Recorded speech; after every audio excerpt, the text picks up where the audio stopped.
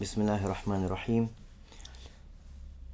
Okay, so before going into the text anymore, we just have to look at something called Mizan al-Sarf, which is the structure or the pattern of Sarf. What do I mean by this? Well, we're going to be dealing with many different types of verbs, and so what the ulama did is they extracted a pattern. They said we're going to use this as our template. So this basic template is what's used to express all the changes that can happen to a particular type of word, and then this template can then be transposed onto any other verb, and we can make the changes to that verb as we made them to this template. So what do I mean by this? So they use the word fa'ala, which, as you know, is a verb. So there are three types of words in the Arabic language: nouns, verbs, and particles. So ilm al-sarf really deals with verbs and some types of nouns. Other types of nouns and particles are dealt with in ilm al-nahu. So you have the ism fa'il, the ism maf'ul, the masdar. These things are dealt with in ilm al-sarf. So you have the verb, the past tense verb, which we're going to start looking at first, which is fa'ala, which literally means he did. So a fi'l is an action. So fa'ala, he did it.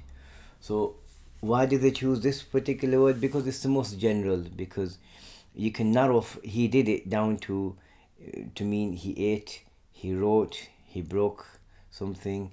But if you start with a specific verb such as he wrote, it's harder to expand its meaning to mean to he helped or whatever. So they started with fa'ala.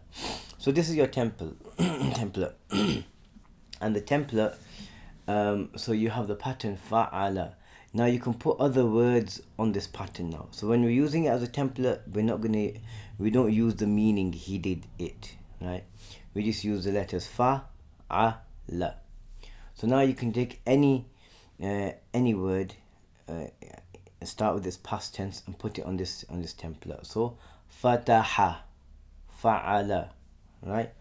So what happens is with this template, they use the template to refer to one of the three letters of a triliteral word. So for example, you have nasara, nun, sad, ra. In the past tense, he hit nasara. So the nun corresponds with the fa of fa'ala. So you call the nun the fa letter. The sad corresponds with the ayn of fa'ala. So you call the sad the ayn letter. And the lam in fa'ala would correspond to the ra in nasara. Yeah? So you say nasara, its fa letter is noon, its ayn letter is sad, its lam letter is ra. And you do the same for anything. Fataha. Fataha, the fa letter of fataha is fa. The ayn letter of fataha is ta. The lam letter of fataha is ha. So it all corresponds to this original template, and this template is then altered. So for example, to as we'll see, for example, to say instead of he opened, you want to say in the past two men opened, right? So you'd say fataha. For a group of men, fatahu. So we change it, but the original template stays the same, fa'ala. For the present tense, it becomes yaf'alu, for example. Fa'ala yaf'alu. So for the present tense, for yadribu, he hit, for example, you'd say the ya is for the present tense. We will cover that in time later, don't worry about that. And then you say the dad in yadribu is the fa letter. Yeah, yaf'alu yadribu. Yeah, and then you'd say The ra in yadribu is the ayn letter, and the lam letter is the ba. So this mizan, this template fa'ala, is used in other forms, as we'll see. The basic forms have 3 letters. The basic words have 3 letters. And then sometimes these words are increased with by adding another letter or 2 more letters. And so, for example, you say karuma Zaid, right? Zaid is noble, right? Zaid is honorable. And then we can make that into akrama Zaid. Zaid honored someone else, yeah? So with the additional letters, we would leave them as they are, and we'd keep the template as it is. So you'd say, for example, the additional letter with akrama, you've added this hamza, right? So you'd say af'ala, yeah? So af'ala. And for the present tense, yukrimu, you'd say yuf'ilu.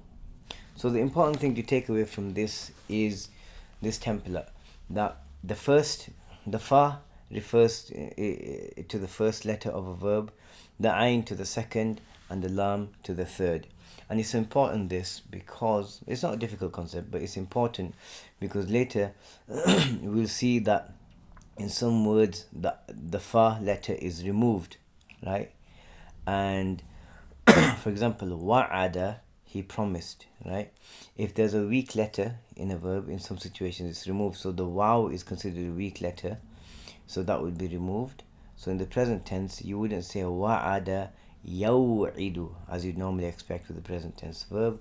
It's removed, so you say ya'idu, right? So this is the only point that we want to focus on here. The template fa'ala. Okay, so like I said, in addition, sometimes letters are added to a word, and if they're added, then we will add a letter to correspond with this addition. Sometimes the letter will be part of the word, right? It's an asli letter, original letter to do with the word, and we'll just add, for example, another lam, yeah? So from fa'ala it'll become fa'lala, right? And sometimes we have additional letters, like we saw with this hamza, we add those. That's the first thing. Now, before going any further, I have to say that sarf, a lot of it is about memorizing. Now, don't feel daunted if you think, oh my god, I'm not good at memorizing. And sarf it's not difficult. It's not difficult. And the trick to sarf is, initially we have to memorize a couple of forms, right? A couple of paradigms of certain verbs. Once you've memorized the initial 2 or 3, everything else is a branch of it, right? So you'll find that initially we'll memorize something, for example, the conjugation of the past tense verb, and you'll find that what we cover in 3 weeks, what we cover in 6 weeks, you'll find that all we're doing, we're altering certain parts of it, right? Very slightly. And we will go through everything step by step. It's not difficult.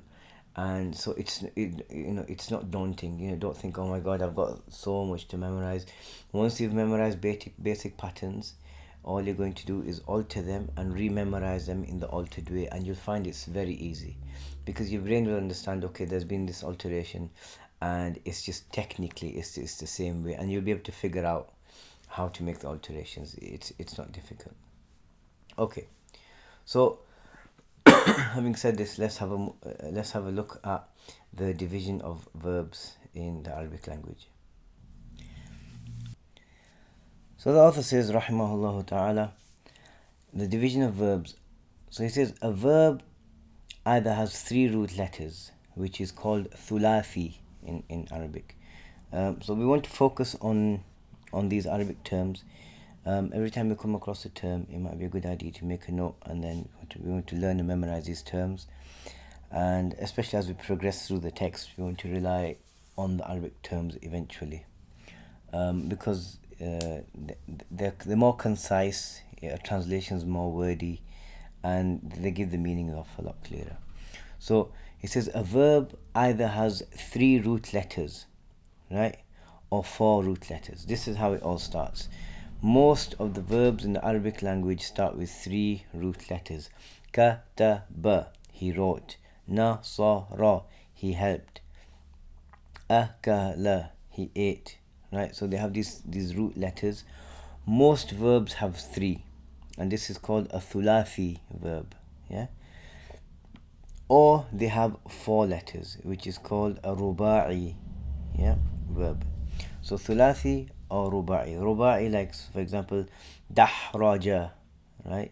Dal ha jim ra, ra jim, for a rock to roll, to move. Dahraja. So thulathi and ruba'i, and you can make a chart out of this. It's pretty simple. Each one of these, so each one of the thulathi and the ruba'i is a basic form. So this is called mujarrad, right? Mujarrad, the word itself means where something's been cleared, right? Anything which is not intrinsic to that is removed. You say jarrada Zaydun, Zaydun took off his clothes, right? So basically it's just him without anything, any other clothing or anything like this. So mujarrad, the mujarrad is that which is the verb on its own without any additional features, or it's an amended form with increased letters, and this is called al-mazid fihi. Yeah, so a verb is either mujarrad or a verb is mazid fihi, right?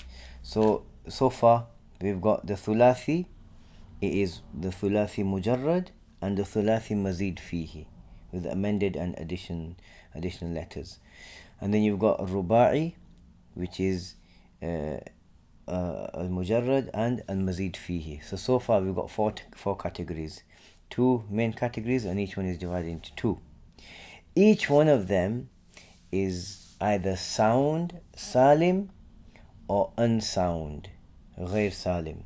Yeah, so you got 8 categories here. So you have the thulathi mujarrad, which is sound or salim or ghair salim. Then you got thulathi al-mazid fihi, salim, ghair salim. Ruba'i al-mujarrad, which is salim and ghair salim, and ruba'i al-mazid fihi, which is salim and ghair salim. What does it mean, salim and ghair salim? So the scholars, what they talked about, he said that we mean by the term salim a word whose root letters, so this what we talked about earlier of the fa, the ain, and the lam, the template. So these root letters, which are represented by the letters fa, ain, and fa, ain, and lam, are not weak letters, right? So in Arabic, the waw and the ya are considered weak letters. Anytime you see a waw or a ya, it's a weak letter, right? And the verbs relating to them are specific verbs. The hamza, technically it's not like them because there are some differences with the hamza, but by and large we treat the hamza as a weak letter. It has its own exceptions, and we'll discuss that on its own. But you can consider the waw, the ya, and the hamza as weak letters. So a salim word is a word which does not have a waw, a ya, a hamza, and it doesn't have duplication, right? Which means where a letter is repeated. So madda, right, to extend, right? Here you've got the dal that's repeated twice. So in this situation, the dal is repeated, so we call this a muda'af letter. This is called tad'if. So for example, let's have a look. we have the word nasara. Yeah, so how many root letters? Noon, sad, ra, 3. So it's a thulathi, and there's no additions to it, so it's a thulathi mujarrad, and it's salim, right? Why? Because there's no hamza, waw, or ya. Then we have, for example, the word wa'ada, waw, ain, dal. it's thulathi, got 3 letters, and so there's no additions to it, so straight away we say it's thulathi mujarrad. But is it salim or ghair salim? Well, we've got a waw in there, which is a weak letter, so that makes it ghair salim. Yeah. Next, let's look at, for example, the word akrama.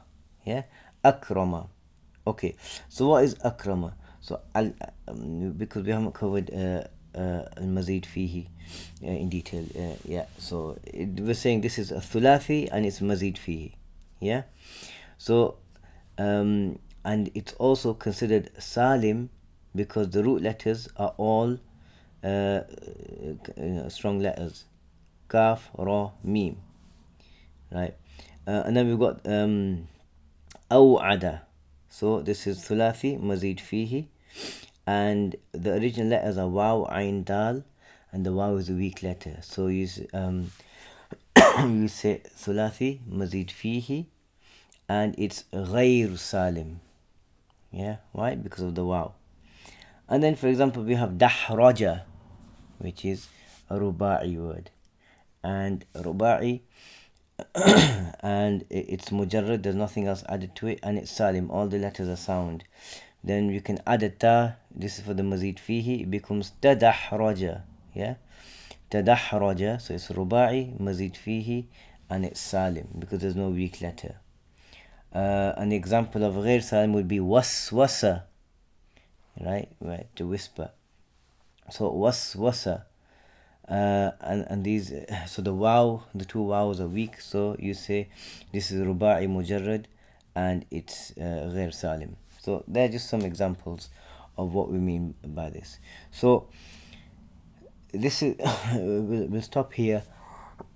And so this is all we want to take away: the mizan and what these letters are, and the categories of the division of the verb. So once we've understood this, we can move forward. We look at the thulathi al-mujarrad, and we look at its types, and then we'll progress through so far. So you can actually make a chart out of all of this, make a big chart, and it's all there. When we come across the meanings of words, I will explain the meaning, and just make sure you make a note of them. Okay. Walhamdulillahi Rabbil Alameen.